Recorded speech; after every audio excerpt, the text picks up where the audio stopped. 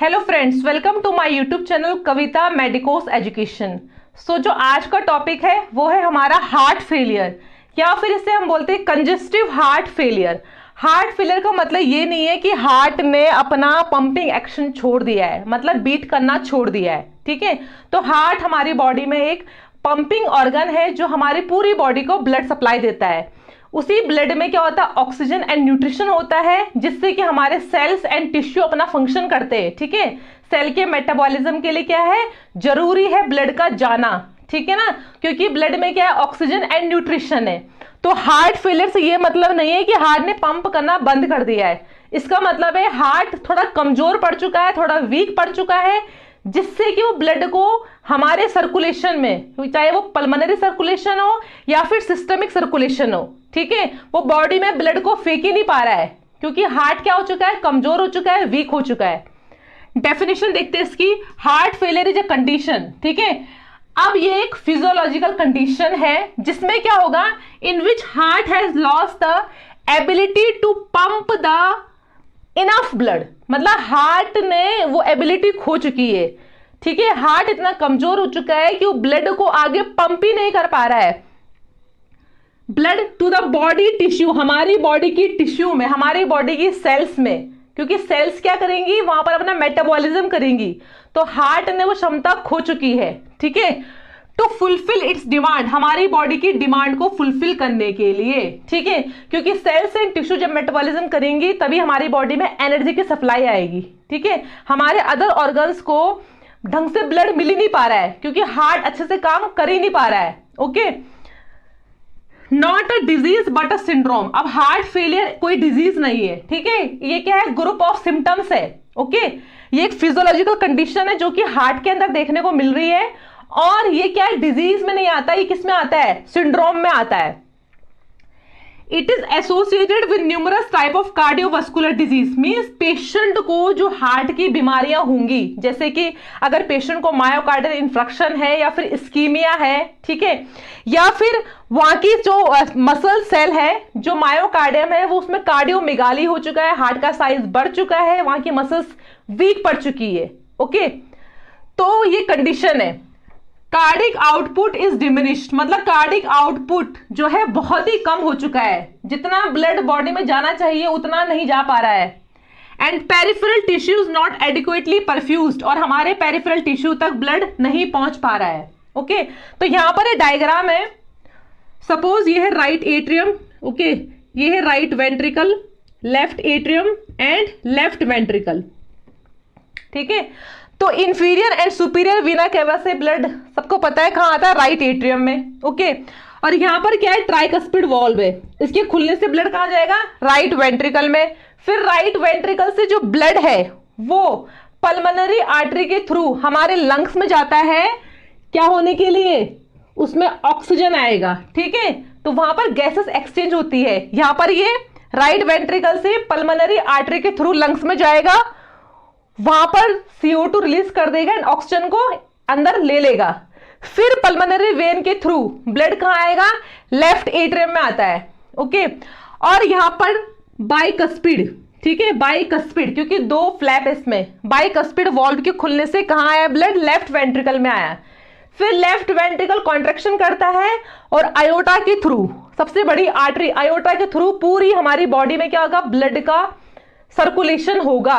तो यहां पर दो तरह के सर्कुलेशन है, राइट वेंट्रिकल से लंग्स में सर्कुलेशन वो है पल्मोनरी सर्कुलेशन, और लेफ्ट वेंट्रिकल से हमारी पूरी बॉडी में सर्कुलेशन वो है सिस्टमैटिक सर्कुलेशन।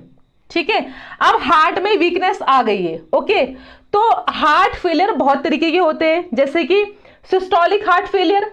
सिस्टोलिक मतलब है कि हार्ट अच्छे से कॉन्ट्रैक्शन नहीं कर पा रहा है। ठीक है, सिस्टोलिक मतलब है कि हार्ट की कॉन्ट्रैक्शन पावर नहीं है। ओके, जिस टाइम पे हार्ट बॉडी से ब्लड को बाहर फेंकता है उसे बोलते हैं कॉन्ट्रैक्शन। ठीक है, सिकुड़ना। तो अगर हम पहले कंडीशन ले लेते हैं सिस्टोलिक हार्ट फेलियर क्या है, ठीक है, फिर हम लेंगे डायस्टोलिक हार्ट फेलियर। तो सिस्टोलिक हार्ट फेलियर में होता क्या है, ओके, तो मान लीजिए ये लेफ्ट वेंट्रिकल है, ओके, और अगर हार्ट में बहुत अधिक ब्लड फिल हो रहा है, ठीक है, लेफ्ट वेंट्रिकल में प्रीलोड मतलब ब्लड का फिल होना, कॉन्ट्रैक्शन से पहले जो हार्ट में ब्लड फिल होता है, ठीक है, अभी हार्ट ने कॉन्ट्रैक्शन नहीं किया है तो उससे पहले जो हार्ट में ब्लड फिल होगा उसे बोलते हैं प्रीलोड। अगर बहुत अधिक प्रीलोड होगा हार्ट में, ठीक है, अभी हम लेफ्ट वेंट्रिकल की बात कर रहे हैं, तो अगर बहुत ज्यादा हार्ट में ब्लड फिल होगा तो उससे क्या होगा, हार्ट की मसल्स स्ट्रेच हो जाएगी, ठीक है, हार्ट की मसल्स स्ट्रेच हो जाएगी, ठीक है। एक लॉ हमें ये बताता है कि जितना ज्यादा ब्लड किसी वेंट्रिकल में फिल होगा उतना ही ज्यादा ब्लड क्या होगा, वहां से पंप आउट होकर बाहर निकलेगा। अगर एक बोतल में बहुत सारा पानी है और हम बोतल को प्रेस करेंगे तो अधिक क्या होगा, पानी फोर्स से बाहर निकलेगा। बट अगर लगातार ऐसा हो रहा है तो क्या होगी, हार्ट की मसल्स वीक हो जाएगी, ठीक है, हार्ट की मसल्स यहां कमजोर हो जाएगी और बिल्कुल लूज हो जाएगी, ठीक है, और अपनी कॉन्ट्रैक्शन खो देगी। जैसे कि किसी पेशेंट में अगर कार्डियोमेगाली है, यहां का वेंट्रिकल का साइज बढ़ गया है, ठीक है ना, तो अब क्या होगा, यहां से ये मसल्स क्या हो गई, वीक हो गई है, थिन हो गई है, पतली हो गई है, तो ये कॉन्ट्रैक्शन अच्छे से नहीं कर पाएगा, ठीक है ना, ये अच्छे से सिकुड़ नहीं पाएगा। अब कॉन्ट्रैक्शन अच्छे से नहीं होगा तो फिर क्या होगा, आयोटा में जितना ब्लड जाना चाहिए उतना नहीं जा पाएगा, ठीक है, और हमारी बॉडी को ब्लड नहीं मिल पाएगा, ठीक है। और अगर पेशेंट को मायोकार्डियल इंफ्रक्शन इस्कीमिया है तब क्या होता है, यहां की जो हार्ट मसल्स है वो डेथ हो चुकी है उनकी, ठीक है, यहां पर नेक्रोसिस हो चुकी है, आधी हार्ट मसल्स क्या है, डेथ फॉर्म में, तब भी ये ढंग से कॉन्ट्रैक्शन नहीं कर पाएगा और क्या होगा, हमारी बॉडी में ब्लड पंप नहीं हो पाएगा। इसको बोलेंगे सिस्टोलिक हार्ट फेलियर, या फिर इसको आप बोल सकते हो लेफ्ट वेंट्रिकल का क्या हुआ है, हार्ट फेलियर हुआ है, ठीक है, लेफ्ट वेंट्रिकल का क्या हुआ है, हार्ट फेलियर हुआ है। अब हमारा जो हार्ट है वो कितना ब्लड हमारी बॉडी से, हमारे हार्ट से, ठीक है, हमारे हार्ट से कितना ब्लड को पंप आउट करता है, तो उसे हम पढ़ते हैं कार्डिक आउटपुट में, ठीक है ना। तो कार्डिक आउटपुट कितना होना चाहिए बॉडी में, तो इसको निकालते हैं, 1 मिनट में हार्ट ने कितनी बार बीट किया, ओके, तो beat per minute into stroke volume. अब स्ट्रोक वॉल्यूम क्या है कि लेफ्ट वेंट्रिकल से, ठीक है, स्ट्रोक वॉल्यूम क्या है कि लेफ्ट वेंट्रिकल से कितना ब्लड, ओके, लेफ्ट वेंट्रिकल से कितना ब्लड आयोटा में निकला है, ठीक है ना, लेफ्ट वेंट्रिकल से कितना ब्लड आयोटा में निकला है, दैट इज स्ट्रोक वॉल्यूम, ठीक है। तो मेनली जो हमारा लेफ्ट वेंट्रिकल होता है उसमें कितने ब्लड की फिलिंग होती है, तो वो होती है 110 ml तक, ठीक है, इसको 100 ही मान लेते हैं या फिर 110, मतलब 100 से लेकर 110 तक की फिलिंग होती है, जिससे बोलते हैं प्रीलोड। अभी कॉन्ट्रैक्शन नहीं हुआ है, ठीक है, अभी हार्ट क्या है, रिलैक्स मोड में है, तो 110 ml जब यहाँ ब्लड फिल हुआ है, ये नॉर्मल रेंज है, ठीक है, अभी हम नॉर्मल हार्ट की बात कर रहे हैं, तो 110 ml अगर ब्लड फ्री यहाँ पर फिल हुआ है तो वो क्या होगा, हार्ट जैसे कॉन्ट्रैक्ट करेगा लेफ्ट वेंट्रिकल तो कितना ब्लड इजेक्ट होगा, 70 ml, ठीक है, नॉर्मल रेट है 70 ml, तो इजेक्शन फ्रैक्शन इनटू यहां पर 100 कर देंगे तो कितना आ जाएगा, 64%, ठीक है, 64% हमारी क्या है, इजेक्शन वैल्यू है, ठीक है। स्ट्रोक वॉल्यूम पढ़ रहे हैं अभी हम, तो स्ट्रोक वॉल्यूम क्या था कि कितना ml ब्लड हार्ट ने पंप किया है लेफ्ट वेंट्रिकल ने आयोटा में, दैट इज स्ट्रोक वॉल्यूम, तो इनटू किससे कर देंगे, स्ट्रोक वॉल्यूम बीट से, तो 70 टाइम्स हमारा हार्ट बीट करता है पर मिनट और 70 ml ब्लड निकालता है, ठीक है, आयोटा में, तो 70 इंटू 70 कितना हो गया, 4900 ml हो गया, ठीक है, तो इसको हम लगभग कितना मान लेते हैं, 5 लीटर, इट मींस 5 लीटर वो सफिशिएंट अमाउंट ऑफ ब्लड है जो हार्ट को पंप करना है पूरी बॉडी में, ठीक है, ताकि पूरी बॉडी के organs and cells and tissue अपना मेटाबॉलिज्म, अपना फंक्शन अच्छे से कर सके, ठीक है, तो 5 लीटर ब्लड पंप करना होता है, तो इस कंडीशन में हार्ट इतना ब्लड पंप आउट नहीं कर पाता है, ठीक है। या फिर हम ऐसा बोल सकते हैं कि जो इजेक्शन फ्रैक्शन है, अब इजेक्शन फ्रैक्शन क्या है कि 110 ml में से, ठीक है, कॉन्ट्रैक्शन जैसे ही हुआ तो हार्ट ने 70 ml ब्लड क्या कर दिया, पंप कर दिया, ठीक है, तो इजेक्शन फ्रैक्शन कैसे निकालेंगे, 70 ml डिवाइड बाय 110, जितना हार्ट में ब्लड आया है, ठीक है, प्रीलोड में जितना ब्लड आया है, तो 70 बाय 110 इंटू 100, तो हमारा जो इजेक्शन फ्रैक्शन है वो कितना है, 64% है, ठीक है, 64% है।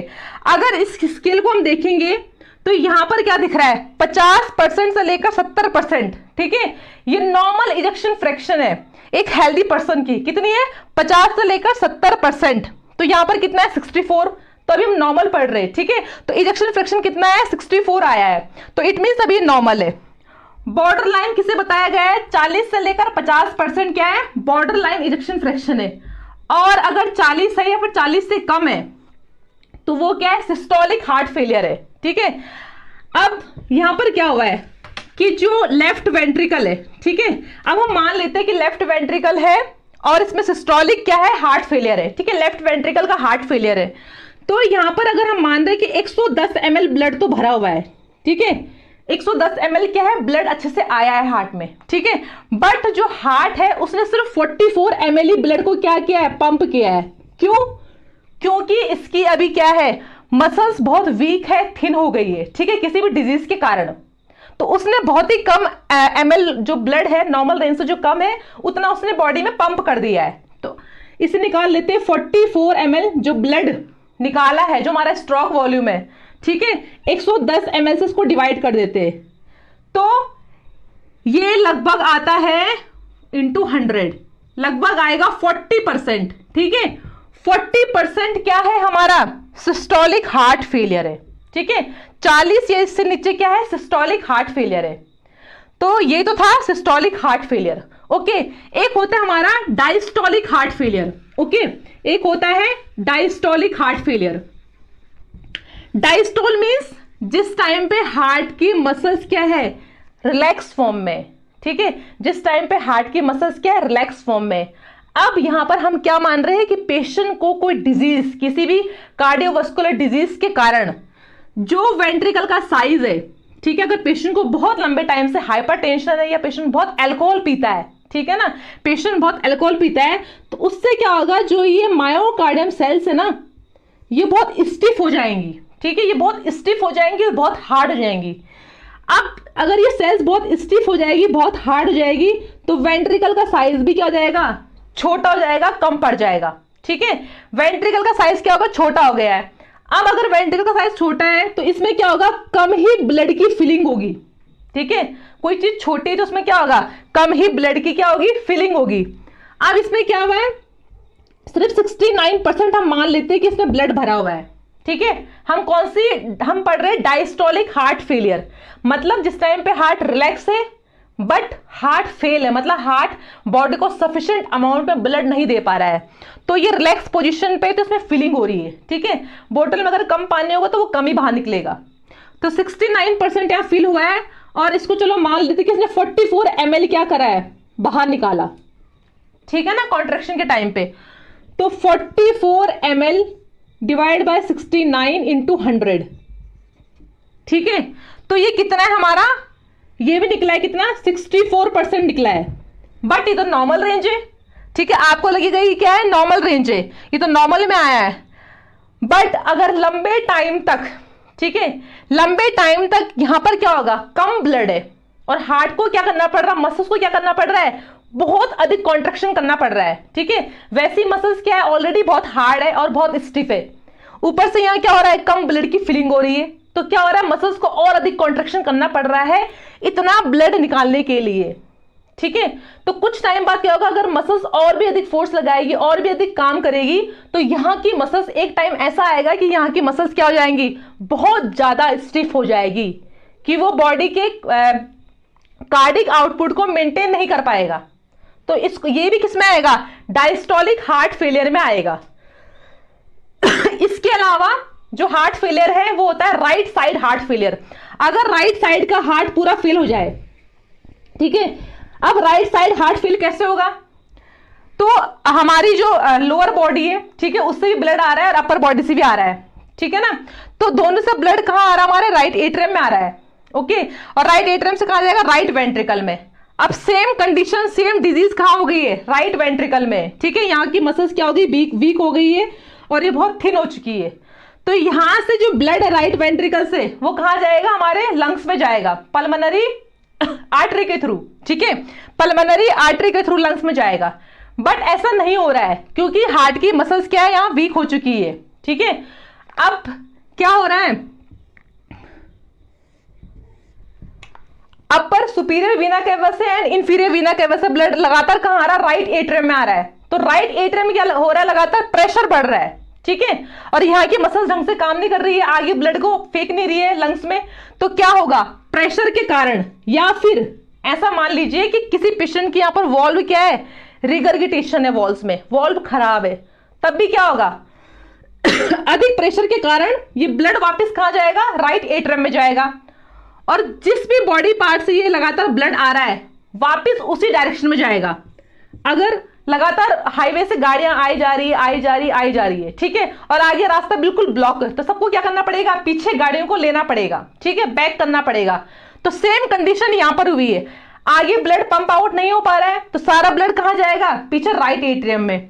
अब राइट एट्रियम से हमारी लोअर बॉडी में, ठीक है, ग्रेविटी के कारण हमारी लोअर बॉडी में ब्लड नीचे आ जाएगा। अब जितने भी अंदर ऑर्गन्स हैं उनमें पानी भरना शुरू हो जाएगा, मेनली लेग्स में। ठीक है, पेशेंट की लेग्स फूल जाएंगे, उसमें एडिमा देखने को मिलेगा, पेशेंट का लीवर फुला हुआ मिलेगा, हेप्टोमेगाली होगा, स्प्लिनोमेगाली भी होगा उसमें पेशेंट को, उसका पूरा स्टमक फूल जाएगा। ठीक है, उसे एसाइटिस बोलते हैं। तो पूरे नीचे की बॉडी में पेशेंट की स्वेलिंग आ जाएगी क्योंकि फ्लूइड बॉडी में ओवरलोड हो चुका है। और कुछ ब्लड कहां जाएगा, ऊपर भी जाएगा, सुपीरियर में जाएगा। तो पेशेंट की जो जुगुलार वेन है, ठीक है, जुगुलार वेन क्या होगी, थोड़ा डायलेटेड मिलेगी, फूली हुई मिलेगी पेशेंट की जुगुलार वेन। तो ये था राइट साइड हार्ट फेलियर। और अगर लेफ्ट साइड में, ये लेफ्ट एट्रियम है और लेफ्ट वेंट्रिकल, ठीक है, अगर लेफ्ट वेंट्रिकल में, ठीक है, ढंग से ब्लड क्या हो रहा है, नहीं आगे पहुंच पा रहा है, ठीक है, ब्लड यहीं पर रुका हुआ है, तो ब्लड सेम कंडीशन वही, वॉल्व के खुलने से कहां जाएगा, लेफ्ट एट्रियम में, क्योंकि वहां पर क्या है, प्रेशर है। और यहां का ब्लड वापस जो चेन है, ये पूरी की पूरी एक तरह से चेन जुड़ रखी है। ठीक है, जिस पेशेंट को राइट हार्ट फेलियर होगा उसको लेफ्ट हार्ट फेलियर भी हो सकता है। कई बार दोनों तरीके से हार्ट फेल हो सकता है, राइट भी एंड लेफ्ट भी, जिसे बोलते हैं बाई वेंट्रिकुलर हार्ट फेलियर। ठीक है, जिसे क्या बोलते हैं, बाई वेंट्रिकुलर हार्ट फेलियर। तो लेफ्ट वेंट्रिकल से ब्लड कहां जाएगा, लेफ्ट एट्रियम, और पल्मोनरी वेन के थ्रू ये ब्लड दोबारा से कहां जाएगा, लंग्स में। ठीक है, क्योंकि लेफ्ट वेंट्रिकल आगे काम ही नहीं कर रहा है, अच्छे से ब्लड को फेंक ही नहीं पा रहा है, तो मैक्सिमम ब्लड कहां जाएगा, लेफ्ट एट्रियम में। और पल्मोनरी वेन, ठीक है, जो ब्लड लेके आती है पहले लंग्स से, वो वापस ब्लड कहां जाएगा, लंग्स में जाएगा। और पेशेंट के लंग्स में क्या हो जाएगा, पानी भर जाएगा, जिसे बोलते हैं पानी भरना, पल्मोनरी कंजेशन। इसका नाम कंजेशन क्यों पड़ा है, कंजेस्टिव क्यों पड़ा है, क्योंकि बॉडी में फ्लूइड का एक्यूमुलेशन हो रहा है, ब्लड का एक्यूमुलेशन हो रहा है, वहां पर कंजेशन हो रहा है, फ्लूइड ओवरलोड हो रहा है। ठीक है, कंजेशन का मतलब है किसी जगह पे फ्लूइड का अधिक हो जाना, उसे कंजेस्टिव बोलते हैं, इसलिए इसको बोला है कंजेस्टिव हार्ट फेलियर। ठीक है, तो लंग्स में पानी भर जाएगा। तो जिस भी पेशेंट का लेफ्ट वेंट्रिकल हार्ट फेलियर है उसमें क्या होगा, लंग्स, जितने भी लंग्स वाले सिम्टम्स है, ठीक है, पल्मोनरी वाले सिम्टम्स है, शॉर्टनेस ऑफ ब्रेथ, वो देखने को मिलेंगी। और जिसमें राइट साइड हार्ट फेलियर है उसमें एडिमा वगैरह देखने को मिलेगा। ठीक है, पूरी बॉडी में, लेग्स में मेनली खासकर। ठीक है, क्योंकि ग्रेविटी के कारण सारा फ्लूइड नीचे आ जाएगा। अब हम हार्ट फेलियर को बहुत सारे नाम से जानते हैं, जैसे कि कार्डिक हार्ट फेलियर से बोलते हैं। ठीक है, कंजेस्टिव, क्योंकि अधिक फ्लूइड बॉडी में इकट्ठा हो गया है तो कंजेस्टिव हार्ट फेलियर हो गया है। या फिर इससे कंजेस्टिव कार्डिक फेलियर, हार्ट की जगह क्या लगाते हैं यहां पर, कार्डिक फेलियर। तो ये था हमारा हार्ट फेलियर। हम देख रहे हैं टाइप्स ऑफ हार्ट फेलियर। तो पहला इसमें आ रहा लेफ्ट साइडेड हार्ट फेलियर, जो लेफ्ट भाग है हार्ट का वो अच्छे से ब्लड को पंप आउट नहीं कर पा रहा है पूरे बॉडी में। ठीक है, तो ये most common form of heart failure है, सबसे अधिक ये देखा गया है। ठीक है, मोस्ट कॉमन है। The left ventricle no longer pumps enough blood around the body. Left ventricle blood को पंप आउट ही नहीं कर पा रहा है आयोटा में, जिससे कि वो पूरी बॉडी के सेल्स एंड टिश्यू तक जा सके और वो अपना मेटाबॉलिज्म अच्छे से कर सके। तो लेफ्ट वेंट्रिकल में ऐसा क्या हो रहा है, ठीक है, तो ये हमारा लेफ्ट वेंट्रिकल है, तो ये हमारी आयोटा है, एट्रियम, और ये हमारा वेंट्रिकल हो गया। ठीक है, ये एट्रियम है, ये वेंट्रिकल हो गया है, और ये हमारे यहां पर क्या आ गया, बाइकस्पिड वॉल्व आ गया। अब किसी भी हेल्दी हार्ट को फंक्शन करने के लिए कुछ फैक्टर्स होते हैं। अगर कोई हार्ट हेल्दी है तो किन चीजों पे निर्भर करता है, पहला ये है कि हार्ट की जो कंडीशन होनी चाहिए वो हार्ट हेल्दी होना चाहिए। It means internal health heart की अच्छी होनी चाहिए, तभी वो ब्लड को पंप आउट कर पाएगा। दूसरी कंडीशन क्या है कि हार्ट में इनफ अमाउंट में जितना उसको चाहिए, ना ही कम और ना ही ज्यादा, ठीक है, मतलब इनफ अमाउंट में वेंट्रिकल्स में ब्लड फिल हो सके, जो कि नॉर्मल रेंज कितनी है 100 से लेकर 110 ml तक है। इसका मतलब यह है कि प्रीलोड, प्रीलोड मतलब होता है कि हार्ट में कितना ब्लड फिल हो रहा है, ठीक है, कॉन्ट्रैक्शन से पहले जिस टाइम हार्ट रिलैक्सिंग मोड में है उसमें कितना ब्लड भर रहा है, ठीक है, वेंट्रिकल्स में, उसे बोलते हैं प्रीलोड। तो प्रीलोड भी बिल्कुल सही होना चाहिए। एक और कंडीशन क्या होती है आफ्टर लोड, ठीक है, उस जब वो ब्लड को बाहर निकालेगा, जब वो ब्लड को जिस टाइम वेंट्रिकल्स कॉन्ट्रैक्शन करेंगे और ये ब्लड को बाहर फेंकेंगे, कहां फेंकते हैं आयोटा में, तो वहां से ज्यादा रेजिस्टेंस नहीं आना चाहिए, ठीक है। रेजिस्टेंस मतलब होता है रुकावट, ठीक है। अगर आप एक रोड पे चल रहे हैं और बिल्कुल प्लेन रोड है तो आप उस पर रनिंग कर लोगे, ठीक है। अगर वो रोड ऐसी है, ठीक है, थोड़ा एलिवेटेड रोड है, चढ़ाई वाली रोड है, तो उस पे हमारी स्पीड क्या हो जाएगी, कम हो जाएगी। तो इसका मतलब है जितना वेंट्रिकल्स ब्लड को फेंक रहा है आयोटा में, तो रुकावट कम होनी चाहिए ताकि वो ब्लड को सफिशिएंट अमाउंट में हमारी पूरी बॉडी तक फेंक सके।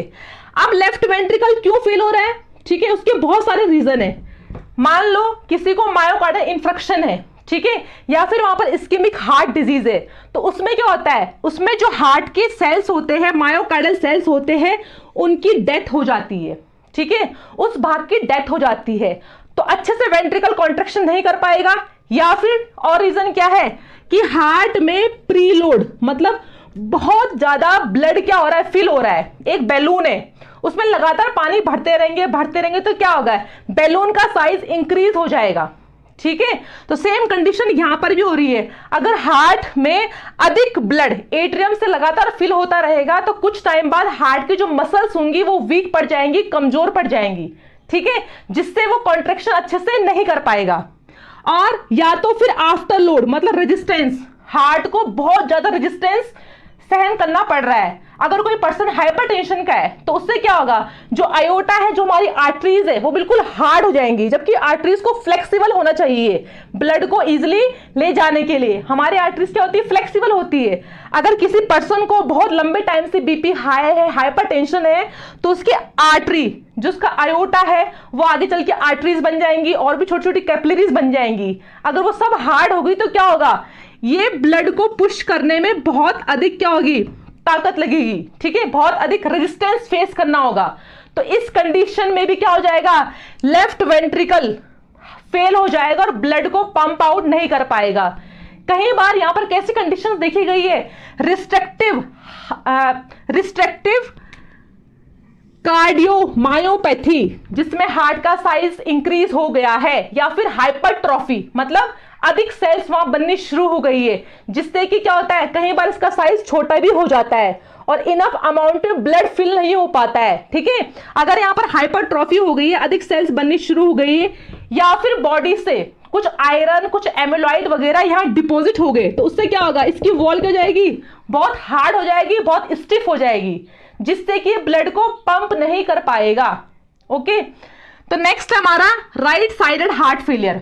अब सेम कंडीशन जो हमारे लेफ्ट साइड में थी, अगर सेम कंडीशन कहां आ जाएगी, राइट साइड में भी आ जाती है तो ठीक है, वहां की जो वेंट्रिकल है उसका साइज बढ़ गया है, चैम्बर का प्रीलोड बहुत अधिक हो गया है, राइट एट्रियम से बहुत अधिक ब्लड राइट वेंट्रिकल में आ रहा है, ठीक है, या फिर मायोकार्डियल इंफ्रक्शन हो गया है, तो राइट वेंट्रिकल भी क्या करेगा, ब्लड को पल्मोनरी वेन के थ्रू लंग्स में नहीं पहुंचा पाएगा, जिससे क्या होगा, यहां पर ऑक्सीजन एंड CO2 का एक्सचेंज नहीं हो पाएगा, ठीक है, और फिर यहां कम ब्लड जाएगा और पूरी बॉडी में क्या करेगा, वेंट्रिकल बहुत ही कम ब्लड को इजैकुलेट करेगा।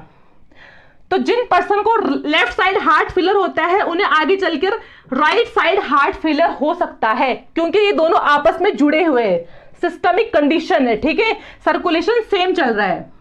तो right ventricle is too weak, ठीक है, राइट वेंट्रिकल में सेम वही कंडीशन हम लगा देंगे कि यहां पर इस्केमिक हार्ट डिजीज हो गई है या फिर हाइपरट्रॉफी हो गई है वेंट्रिकल्स में सेल की, pump out blood to lungs, lungs तक ब्लड को नहीं ले जाएगा, this build up pressure in your veins, ठीक है।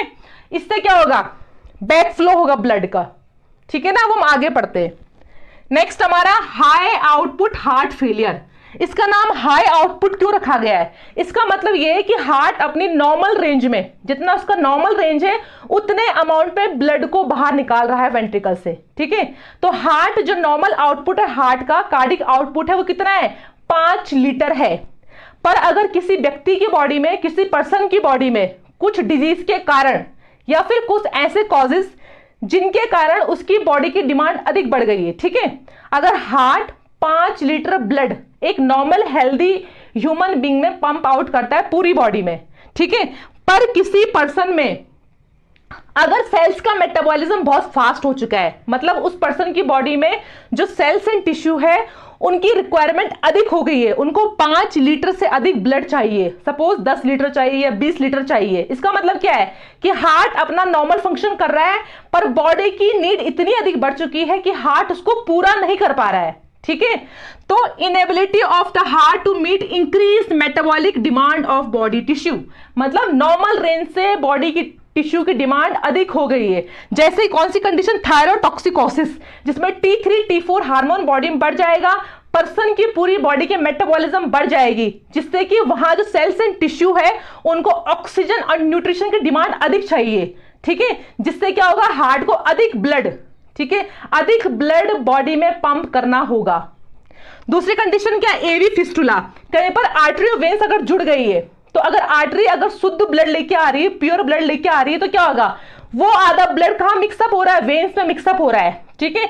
और वेन्स में कैसा ब्लड है, डीऑक्सीजनेटेड ब्लड है, जो दोबारा कहां जाएगा फिर, राइट एट्रियम में। तो क्या होगा, बॉडी को फिर कम ब्लड ही मिल पाएगा। या फिर प्रेगनेंसी, अगर कोई लेडी प्रेग्नेंट है और उसके फीटस, मतलब उसके अंदर 2-3 फीटस है, 2-3 बेबीज है, तो अब बॉडी की डिमांड अधिक बढ़ गई है, ठीक है। हार्ट में जो अब हार्ट को पंपिंग अधिक करना पड़ेगा, एक तो उस पर्सन की पूरी बॉडी को ब्लड देना पड़ेगा, फिर जो ग्रोइंग फीटस है उनको भी अधिक ब्लड की नीड पड़ेगी। और कौन सी कंडीशन है, सीवियर एनीमिया, किसी पर्सन का हीमोग्लोबिन कम है बॉडी में, ठीक है, पर बॉडी में क्या चाहिए, ऑक्सीजन एंड न्यूट्रिशन चाहिए, तो हार्ट को अधिक ब्लड ही पंप करना होगा, क्योंकि उसकी बॉडी में हीमोग्लोबिन की अमाउंट क्या है, कम है। और हीमोग्लोबिन क्या है, जो ऑक्सीजन को लेके जाता है, ऑक्सीजन कैरिंग मॉलिक्यूल, ठीक है। तो यहां पर ये कंडीशन है। नेक्स्ट है लो आउटपुट हार्ट फेलियर, ठीक है। ये कौन सा मैकेनिज्म है, कंपनसेटरी मैकेनिज्म इवेंचुअली फेल्स। अब यहां पर हार्ट क्या कर रहा है, नॉर्मल रेंज भी पूरा नहीं कर पा रहा है। इसमें सेम वही कंडीशन होंगी कि हार्ट का वेंट्रिकल का चैम्बर का साइज अधिक बढ़ गया है, वहां पर कुछ आयरन एमोलाइट ताकि डिपॉजिट हो गए हैं, या फिर वेंट्रिकल्स बहुत स्टिफ हो चुके हैं, या फिर प्रीलोड अधिक हो चुका है। तो हार्ट क्या कर रहा है, वो ब्लड को पंप आउट ही नहीं कर रहा है, ठीक है। कई बार तो ऐसा होता है कि जिन पेशेंट को पहले हाई आउटपुट हार्ट फेलियर होता है, सडनली हार्ट अगर बहुत टाइम से लगातार हाई अमाउंट ऑफ ब्लड को पंप कर रहा है, ठीक है, बहुत ज्यादा कार्डिक आउटपुट निकाल रहा है, तो एक टाइम ऐसा आएगा जब वही हार्ट कह देंगे मसल्स बिल्कुल थक जाएंगी, मसल्स बिल्कुल वीक हो जाएंगी, और वो नॉर्मल अमाउंट में भी ब्लड को बॉडी से नहीं निकाल पाएंगी, ठीक है। ये कंपनसेटरी मैकेनिज्म है, मतलब जब ये वाली कंडीशन आती है हाई आउटपुट की, उसके बाद कौन सी कंडीशन आएगी, लो आउटपुट की कंडीशन आएगी, जिसमें हार्ट काम करना ही बंद कर देगा, ब्लड को पंप आउट करना ही बंद कर देगा, resulting in A low cardiac output, ठीक है। और इससे क्या होगा, बहुत ही कम अमाउंट में कार्डिक आउटपुट जनरेट होगा। इससे हमारा सिस्टोलिक हार्ट फेलियर, ठीक है, मतलब कि हार्ट अच्छे से कॉन्ट्रैक्शन नहीं कर रहा है, ठीक है। सिस्टोलिक हार्ट फेलियर को हम रिड्यूस्ड इजेक्शन फ्रैक्शन बोलते हैं, ठीक है। अब इजेक्शन फ्रैक्शन को कैसे निकालते हैं, कितना वेंट्रिकल में ब्लड फिल हुआ है, कितना प्रीलोड है, ठीक है, वेंट्रिकल में, तो total volume filled in ventricle, ठीक है, और बाय स्ट्रोक वॉल्यूम, कितना उस वेंट्रिकल ने ब्लड को बाहर पुश आउट किया है, स्ट्रोक वॉल्यूम। इस तरह से हमारा इजेक्शन फ्रैक्शन निकलता है। तो systolic heart, systolic means contraction नहीं कर पा रहा है हार्ट, ठीक है। तो यहां पर क्या है कि अब वो इजेक्शन अगर हार्ट कॉन्ट्रैक्ट नहीं करेगा तो ब्लड को कम ही बाहर निकालेगा, मतलब उसका इजेक्शन फ्रैक्शन कम हो जाएगा। तो इसको हम एक और नाम से बोलते हैं, वो है रिड्यूस्ड इजेक्शन फ्रैक्शन। तो नॉर्मल रेंज क्या है, 110 ml की अगर फिलिंग हुई है नॉर्मल तरीके से और स्ट्रोक वॉल्यूम 70 ml निकला है, तो ईएफ कितना आता है 64%, जो कि एक नॉर्मल रेंज में है हेल्दी हार्ट के। बट अगर 40% से नीचे होगा तो वो किस कंडीशन में आएगा, हार्ट फेलियर की कंडीशन में आएगा। ठीक है, तो यहां पर ऐसा क्यों हुआ है, poor ventricular contraction leads to reduced ejection fraction. ठीक है, heart muscles are too weak in large floppy dilated fails to contract efficiently. ठीक है, हार्ट मसल्स बिल्कुल डायलेट हो चुके हैं, उनका साइज बढ़ चुका है, वो थिन हो गए हैं और बिल्कुल वीक हो चुके हैं, जिससे कि वेंट्रिकल्स ढंग से कॉन्ट्रैक्शन नहीं कर पा रहे। ठीक है, उसके बहुत सारे कारण है, अगर मायोकार्डियल इंफ्रेक्शन हुआ है या फिर प्रीलोड अधिक है या फिर कार्डियोमायोपैथी हो चुका है तो वेंट्रिकल का साइज बढ़ जाएगा, जिससे वेंट्रिकल्स पतली हो गई है और कमजोर हो गई है कि वो अच्छे से क्या नहीं कर पा रही, ब्लड को कॉन्ट्रैक्ट मतलब पुश आउट नहीं कर पा रही है। तो इसे हम बोलते हैं रिड्यूस्ड इजेक्शन फ्रैक्शन। ठीक है, उसमें क्या होगा, इजेक्शन फ्रैक्शन कम आएगा। नेक्स्ट हमारा diastolic heart failure. Diastole means heart अच्छे से रिलैक्स नहीं हो पा रहा है। ठीक है, अगर हार्ट की मसल्स वेंट्रिकल्स रिलैक्स मोड में नहीं होंगी तो वहां पर ब्लड की फिलिंग नहीं हो पाएगी, मतलब वहां ब्लड अच्छे से प्रीलोड नहीं हो पाएगा। ठीक है, फिल नहीं हो पाएगा। Heart muscles become stiff. Heart कोई से भी, ठीक है, या वेंट्रिकल है या फिर राइट वेंट्रिकल है, लेफ्ट वेंट्रिकल है या फिर राइट वेंट्रिकल है। ठीक है, ये दोनों कंडीशन किसी में भी देखी जा सकती है। तो डायस्टोल में क्या हुआ है, हार्ट अच्छे से रिलैक्स नहीं हुआ है। क्यों नहीं हुआ है, अगर मान लीजिए यहां पर क्या हो गया है, फाइब्रॉइड या फिर एम्यूलॉइड डिपोजिशन हो गया है। ठीक है, या फिर किसी को लंबे टाइम से हाइपरटेंशन था या फिर बहुत लंबे टाइम से पेशेंट अल्कोहल पे डिपेंड है, तो उससे क्या होगा, ये जो बाकी वेन्स और आर्टरीज है और जो वेंट्रिकल्स का साइज है वो क्या जाएगा, स्टिफ हो जाएगा, हार्ड हो जाएगा। ठीक है, तो वेंट्रिकल डायस्टोल कंडीशन में क्या होता है, वेंट्रिकल का साइज छोटा हो गया है क्योंकि वहां की जो सेल्स है उनमें हाइपरट्रॉफी हो गई है। ठीक है, वो बहुत हार्ड हो चुकी है, बहुत स्टिफ हो चुकी है। Rigid, thick, inelastic, due to which they are no longer to fill properly. क्योंकि अगर जितनी वेंट्रिकल्स मोटी होंगी, रिजिड होंगी, हार्ड होंगी, उतना ही वो अच्छे से फिल नहीं हो पाएंगी क्योंकि वो अपनी इलास्टिसिटी खो देंगी। ठीक है, जैसे कि एक रबर बैंड है, उसको अगर हम इतना खींचेंगे तो वो कॉन्ट्रैक्ट होगा, अगर उसको हम और खींचेंगे तो वो अच्छे से कॉन्ट्रैक्ट होगा। बट अगर उसको उसकी एक्सीडिंग लिमिट, मतलब उसकी एक लिमिटेशन होती है रबर बैंड की, उससे अधिक अगर हम इसको खींच देंगे तो क्या होगा, वो दोबारा उसी स्थिति में नहीं आ पाएगा।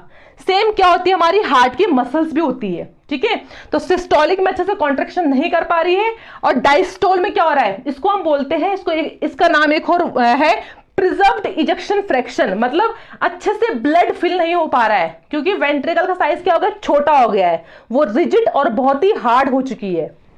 नेक्स्ट हमारा forward and backward cardiac failure. Forward and backward condition, ठीक है, ये दोनों कंडीशन राइट वेंट्रिकल या फिर लेफ्ट वेंट्रिकल किसी में भी देखी जा सकती है, दोनों कंडीशन।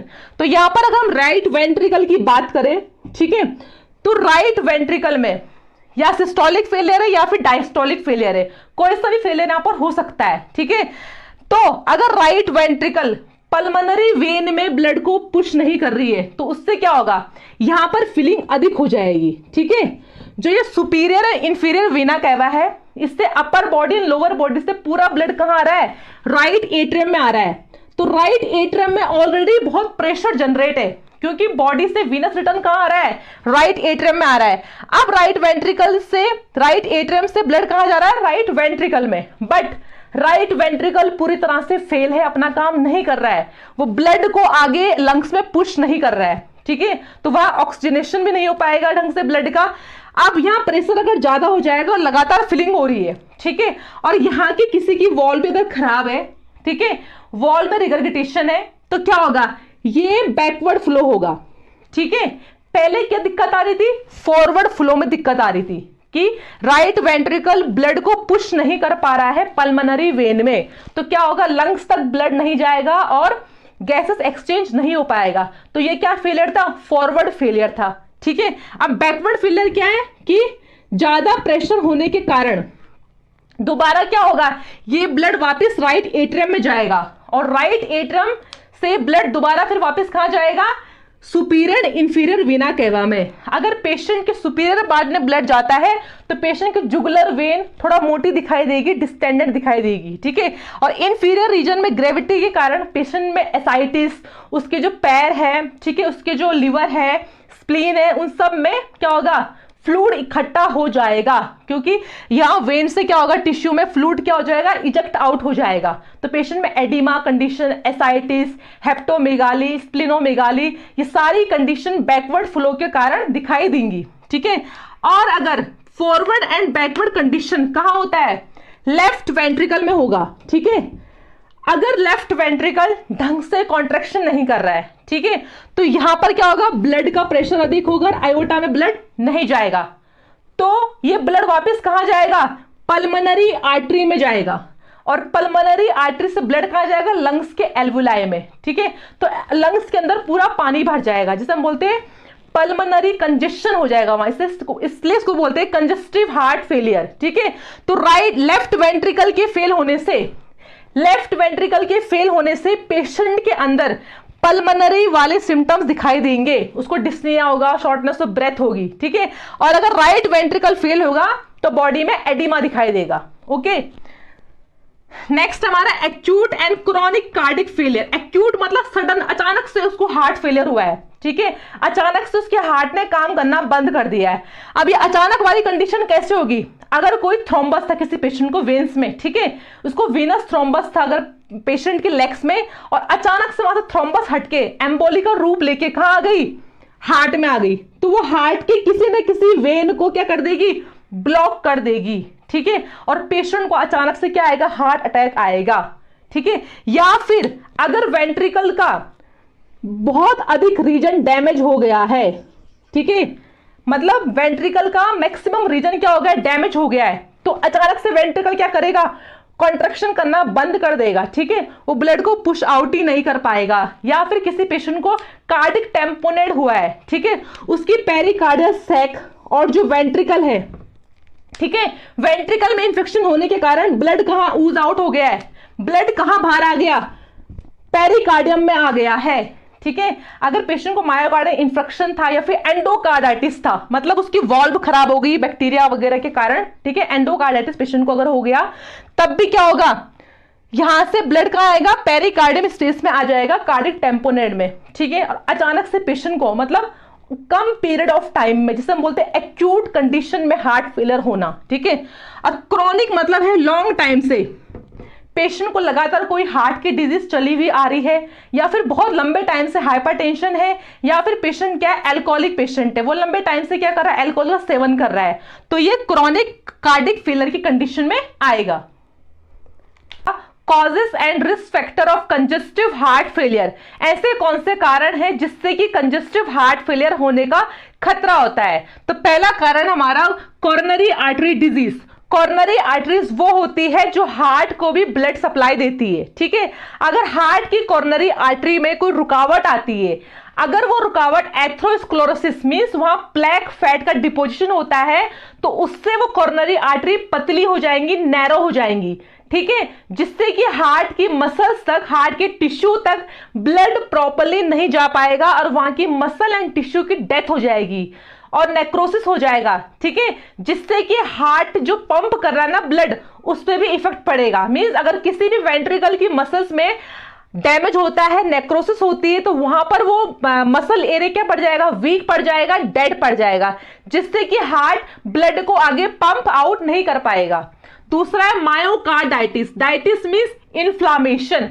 हार्ट की जो मसल लेयर है मिडिल वाली, उसी में ही क्या हो गया, इन्फ्लामेशन हो गया है। ठीक है। अब मायोकार्डाइटिस क्यों होता है, किसी भी वायरल इंफेक्शन के कारण या फिर ऑटो इम्यून डिजीज के कारण, जिसमें खुद की ही एंटीबॉडीज क्या करती है, अपने ही सेल्स एंड टिश्यू को, अपनी ही बॉडी के सेल्स एंड टिश्यू को डिस्ट्रॉय करती है। तो इसमें मायोकार्डाइटिस में हार्ट की मसल्स बिल्कुल कमजोर हो जाएंगी, वीक हो जाएंगी, जिससे कि ब्लड को आगे पंप नहीं कर पाएंगी और वेंट्रिकुलर फेलियर या फिर राइट या फिर लेफ्ट वेंट्रिकुलर फेलियर हो सकता है। नेक्स्ट है हमारा hypertension. Hypertension means high blood pressure, जो कितना है 140/90 mmHg से ऊपर जो ब्लड प्रेशर है। ठीक है। अगर ब्लड का प्रेशर, अगर ब्लड बहुत फोर्सफुली आर्टरीज में जाएगा, तो उससे क्या होगा, आर्टरीज डैमेज हो सकती है, आर्टरी वहां से स्कार हो सकती है। जो डैमेज आर्टरीज है, ठीक है, उनमें आगे चलकर फिर फैट एंड कोलेस्ट्रॉल का डिपोजिशन हो सकता है। और हाइपरटेंशन में हार्ट को बहुत अधिक काम करना पड़ता है, ठीक है, मतलब उसको लगातार ब्लड को क्या करना है, बॉडी में पंप करना है, ठीक है। हाई ब्लड प्रेशर मींस लगातार हार्ट को ज्यादा वर्कलोड करना पड़ रहा है, जिससे कि कुछ टाइम बाद हार्ट की मसल्स वीक हो जाएंगी या फिर हार्ट की मसल्स बिल्कुल ही स्टिफ हो जाएंगी, ठीक है, और हार्ट फेलियर होने का खतरा बढ़ सकता है। नेक्स्ट हमारा मायोकार्डियल इंफ्रक्शन, एमआई, ठीक है। एमआई कंडीशन कब आती है, जब कोरोनरी आर्टरी, हार्ट के भाग को ढंग से, किसी भी भाग को, जब 3 कोरोनरी आर्टरीज में से किसी भी कोरोनरी आर्टरी में ब्लॉकेज होता है, एथेरोस्क्लेरोसिस होता है, तो हार्ट की उस भाग की जो मसल्स है वो मर जाएंगी, वहां डैमेज हो जाएगा, ठीक है। इसको हम हार्ट अटैक भी बोलते हैं, ठीक है। तो उससे क्या होगा, हार्ट फेलियर होने का खतरा और बढ़ सकता है। नेक्स्ट हमारे पास है cardiomyopathy. Myopathy means increase in the size of chamber, जो हार्ट का चैम्बर है या वो वेंट्रिकल चैम्बर है या फिर एट्रियम चैम्बर है, अगर हार्ट में कार्डियोमायोपैथी हो गई है मींस हार्ट के वेंट्रिकल्स या फिर चैम्बर का साइज अगर बढ़ जाएगा तो वहां की मसल्स पतली हो जाएंगी और वीक हो जाएंगी, ठीक है।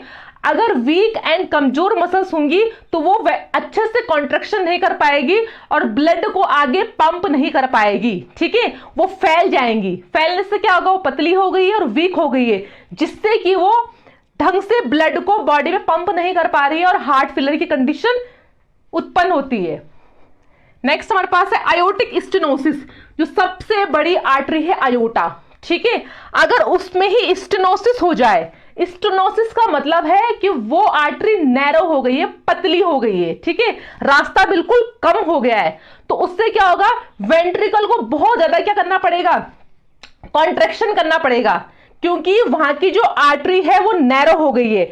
जो हमारी आर्टरी है आयोटिक स्टेनोसिस, उसकी वाल्व, ठीक है, वो आर्टरी क्या होगी, नैरो हो चुकी है, पतली हो चुकी है, जिससे कि वेंट्रिकल को बहुत अधिक कॉन्ट्रैक्शन करना होगा पूरी बॉडी तक ब्लड की सप्लाई को पहुंचाने के लिए, ठीक है, जिससे क्या होगा, वेंट्रिकल कुछ टाइम बाद कमजोर हो जाएगा या फिर वीक पड़ जाएगा या फिर वहां की मसल्स स्टिफ हो जाएंगी, हार्ड हो जाएंगी। नेक्स्ट हमारे पास है कंजेनाइटल हार्ट डिजीज, मींस जन्मजात जो हार्ट का स्ट्रक्चर ना प्रॉपर बन नहीं पाता है, ठीक है। कंजेनाइटल मींस जो बर्थ से ऐसा डिफेक्ट है हार्ट में, या वो कुछ भी हो सकता है जिसमें कि हार्ट में होल होना या वहां की मसल्स का वीक होना या वहां की जो आर्टरी है उसमें कोरप्टेशन ऑफ आयोटा और भी बहुत सारे इसमें सेप्टम डिफेक्ट भी होते हैं, ठीक है। अगर हार्ट का स्ट्रक्चर ही प्रॉपर नहीं बन पाया है तो हार्ट फिर पूरी बॉडी में ब्लड को कैसे पंप करेगा, ठीक है, तो वो कंजेनाइटल हार्ट डिजीज में आता है। नेक्स्ट हमारे पास है कॉन्स्ट्रिक्टिव पेरिकार्डाइटिस। पेरिकार्डियम वो लेयर होती है हार्ट की जो हार्ट को ना आउटर साइड से कवर करती है, ठीक है। 2 पेरिकार्डियम लेयर क्या करती है, हार्ट को बाहर से कवर करती है और उस पेरिकार्डियम लेयर के बीच में क्या होता है, फ्लूइड होता है, ठीक है, ताकि हार्ट को किसी भी तरीके के झटके से या फिर शॉक से बचाया जा सके। पर अगर वो पेरिकार्डाइटिस में कंस्ट्रक्टिव पेरिकार्डाइटिस हो जाए, इट मींस वो पेरिकार्डियम फ्लेक्सिबल नहीं रही है अब, ठीक है। अगर वो बिल्कुल हार्ड हो जाएगी, स्टिफ हो जाएगी, तो जो प्रीलोड के टाइम पे जब वेंट्रिकल्स में ब्लड की फिलिंग होती है ना, तो वेंट्रिकल्स अच्छे से खुल नहीं पाएगा, ठीक है, वेंट्रिकल्स डायलेट नहीं हो पाएगा, ओके, क्योंकि वहां की जो पेरिकार्डियम है उसमें कंस्ट्रक्टिव पेरिकार्डाइटिस हो चुकी है, तो हार्ट का चैम्बर अच्छे से ओपन एंड रिलैक्स नहीं हो पाएगा, ठीक है, जिससे कि हार्ट फेलियर होने का खतरा बढ़ जाता है। नेक्स्ट हमारे पास है कार्डिक एमाइलोडोसिस, ठीक है। एमाइलोडोसिस मींस होता है एक प्रोटीन, ठीक है, ये बॉडी में एक प्रोटीन होता है, पर ये प्रोटीन सही स्ट्रक्चर में नहीं होता है, क्योंकि जो सही स्ट्रक्चर में प्रोटीन होता है उसको बॉडी अच्छे से यूज करती है।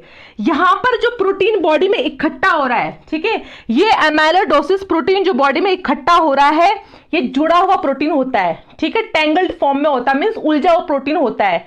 और ये प्रोटीन जो बेकार प्रोटीन होता है, ये हमारे बॉडी के किसी भी ऑर्गन में जाकर डिपॉजिट हो सकता है, जैसे कि हमारे हार्ट में, हमारे लिवर में, हमारे किडनी में, और उसके काम को क्या कर सकता है, इंटरफेयर कर सकता है। अगर ये एमाइलोडोसिस हार्ट में होगा, कार्डिक एमाइलोडोसिस लिखा है यहाँ पर, ठीक है, अगर ये हार्ट में होगा तो हार्ट फेलियर की कंडीशन उत्पन्न हो सकती है, ठीक है, और ये हार्ट को अच्छे से फंक्शन नहीं करने देगा। नेक्स्ट हमारे पास है हार्ट वाल्व डिजीज। हार्ट की वॉल्व खराब हो गई है, ठीक है, या तो वॉल्व स्टेनोसिस हो चुकी है या फिर हार्ट की वॉल्व में रिगरगिटेशन हो चुका है, ठीक है, हार्ट की वॉल्व ढंग से फंक्शन नहीं कर रही है, क्योंकि वॉल्व का काम है ब्लड को एक डायरेक्शन में आने देना, ठीक है, ब्लड को एक डायरेक्शन में रखना। अगर हार्ट की वॉल्व भी खराब हो जाएगी तो क्या होगा, जो वेंट्रिकल से ब्लड बाहर आयोटा में जाना होता है लेफ्ट वेंट्रिकल से, वो दोबारा से कहां आ जाएगा, लेफ्ट एट्रियम में आ जाएगा, और लेफ्ट एट्रियम से कहां जाएगा, पल्मोनरी वेन से, और लंग्स में क्या हो जाएगा, कंजेशन हो जाएगा। तो इससे भी हार्ट फेलियर की कंडीशन बढ़ जाती है। Next, diabetes, high sugar level, ठीक है। अब जो शुगर होता है वो क्या करता है, हार्ट की आर्टरीज को, ठीक है, हार्ट की आर्टरीज को डैमेज करता है और हार्ट की आर्टरीज में स्कार फॉर्मेशन करता है, जिससे कि वहां कोलेस्ट्रॉल वगैरह का डिपोजिशन हो सकता है, ठीक है, और ये मेटाबॉलिज्म को भी इंक्रीज करेगा। हाई शुगर को मेटाबॉलाइज करने के लिए ब्लड चाहिए, उसमें अच्छे से ऑक्सीजन भी चाहिए, तो क्या होगा फिर, ये हार्ट के वर्कलोड को भी बढ़ा देता है, ठीक है, और आर्टरीज को भी क्या करेगा, शुगर डैमेज कर देगा, आर्टरीज को नैरो और स्टिफ कर देगा। जबकि आर्टरीज कैसी होनी चाहिए, बिल्कुल इलास्टिक होनी चाहिए और फ्लेक्सिबल होनी चाहिए, बट शुगर के कारण आर्टरीज कैसे हो जाएंगी, स्टिफ हो जाएंगी, हार्ड हो जाएंगी। नेक्स्ट हमारे पास है अरिदेमिया, मींस हार्ट का जो रिदम है उसमें गड़बड़ होना, या तो वो बहुत हाई रिदम हो गया, टैकीकार्डिया हो गया, तो बिल्कुल ब्रेडीकार्डिया हो गया। तो अगर हार्ट ऐसे लगातार बहुत हाई उसमें पंपिंग करता रहेगा या बिल्कुल लो से पंपिंग करता रहेगा, तो कुछ टाइम बाद क्या होगा, हार्ट की मसल्स या तो फैल जाएंगी या फिर स्टिफ और रिजिड हो जाएंगी, जिससे कि ब्लड को आगे पंप आउट नहीं कर पाएगी और हार्ट फेलियर की कंडीशन बढ़ जाएगी। नेक्स्ट हमारे पास है एल्कोहल, टोबैको, स्मोकिंग, जितने भी बैड सब्सटेंस है लाइक अल्कोहल, टोबैको, स्मोकिंग, ये क्या करते हैं बॉडी में निकोटीन, ठीक है, टोबैको और स्मोकिंग क्या करते हैं, बॉडी में निकोटीन प्रोड्यूस करते हैं, जिससे कि जो आर्टरीज की वॉल है वहां इरिटेशंस होती है, ठीक है, और वहां की जो आर्टरी की वॉल है वो डैमेज हो सकती है। और अल्कोहल हमारे लिवर एंड इवन हार्ट के लिए भी क्या है, बहुत हार्मफुल है। सेडेंटरी लाइफ स्टाइल, अगर दिन भर हम एक्टिव नहीं रहते हैं, बिल्कुल बैठे रहते हैं, तो सेडेंटरी लाइफ स्टाइल से ओबेसिटी बढ़ेगी, और ऑब्वियसली अगर ओबेसिटी बढ़ती है तो हार्ट की कंडीशन में भी इफेक्ट होता है, हार्ट की बीमारियां भी और आगे बढ़ती है। Next, pulmonary disease, pulmonary disease में मेन डिजीज हमारे पास कौन सी, सीओपीडी, ठीक है, सीओपीडी में क्या होगा, ऑलरेडी ही पेशेंट के जो लंग्स है उसमें ऑक्सीजन कम जा रहा है, ठीक है, अगर वहां ऑक्सीजन कम जाएगा तो उससे क्या होगा, वहां की जो पल्मोनरी वेन है ना उसमें हार्ट से बहुत अधिक प्रेशर से ब्लड जाएगा, ठीक है, क्योंकि वहां ब्लड को क्या चाहिए, ऑक्सीजन चाहिए, बट अब लंग्स में ऑक्सीजन कम है, तो उससे क्या होगा, जो पल्मोनरी वेन है उसमें हाइपरटेंशन भी इंक्रीज होगा और बॉडी को ऑक्सीजन नहीं मिल पाएगा, जिससे कि हार्ट को एक्स्ट्रा काम करना पड़ेगा पूरी बॉडी को ब्लड सप्लाई देने के लिए, ठीक है, तो उससे क्या होगा, हार्ट का वर्कलोड भी इंक्रीज होता है। अगर फ्रेंड्स आपको ये चैनल पसंद आया तो प्लीज लाइक, शेयर, सब्सक्राइब कीजिए, ताकि आपको और भी ऐसी बहुत सारी वीडियोस मिल सके।